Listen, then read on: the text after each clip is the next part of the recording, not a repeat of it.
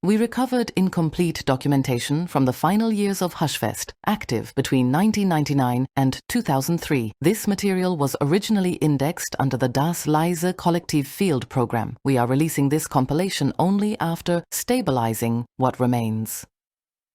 We identified multiple Berlin warehouse environments that match location references from microfilm notes. Most have since been demolished or converted. One cluster of recovered addresses corresponds to the area near the former E-Work complex. Another cluster aligns with decommissioned industrial units south of the river. We examined all surviving fragments for signal presence. No meaningful audible event could be reconstructed. In every case, the defining characteristic was the absence of conventional energy. Subwoofers appear unplugged in several independent frames. Power distribution diagrams imply intentional removal, not equipment failure. Crowd positioning is consistent across years. Participants faced each other, not the DJ booth. Movement was present, but not externally synchronized. Participants relied on Körpergedächtnis, body memory, rather than shared audible signal. The dance was guided by anticipation, not stimulus. This produced individual micro-rhythmic motion rather than collective synchronization. This pattern repeats across media types. Super 8 film, Mini DV transfers, microfilm scans. Every source converges into the same silent format condition. We attempted amplitude extraction at multiple thresholds.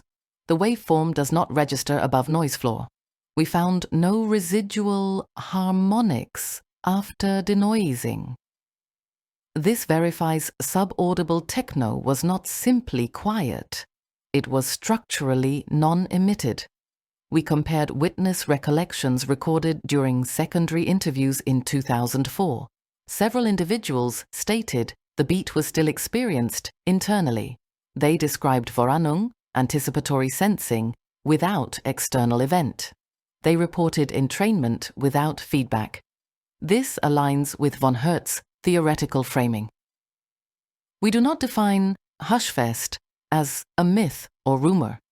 We categorize it as an intentional, silent rave movement that concluded before widespread digitization.